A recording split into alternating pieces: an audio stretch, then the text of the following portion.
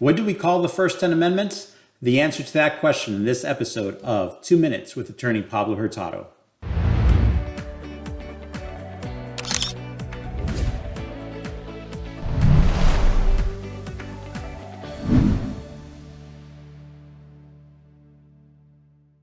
All right, here we go. This is actually question number 5 that we're looking into in the 100 civics question on that test for naturalization to become a U.S. citizen. Question 5.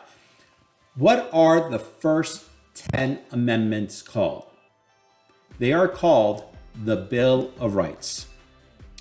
What do we call the first 10 amendments to the Constitution?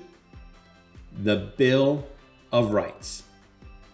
So the framers of the Constitution, when they wrote the Constitution, they really focused on the structure of government. And their focus wasn't really the individual rights, the rights of the people. And there were a lot of Americans at the time that were very scared that the Constitution wasn't protecting the rights that they had just won during the Revolutionary War.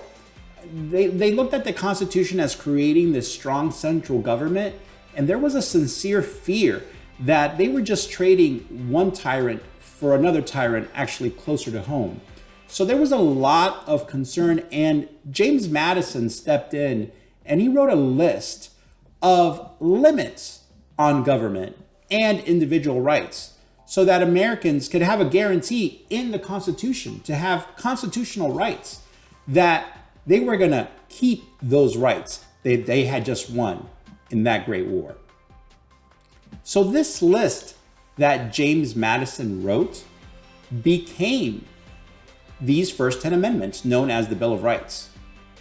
The rights guaranteed include rights that we enjoy today. These rights include freedom of speech, freedom of religion, the right to bear arms, freedom from unlawful searches and seizures, a right to a trial by a jury of your peers, the right to remain silent, to not have to testify against yourself, and the right to an attorney. These amendments, the Bill of Rights, were ratified in 1791.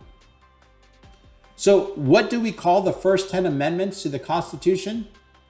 We call them the Bill of Rights. That's it for this episode of 2 Minutes with Attorney Pablo Hurtado.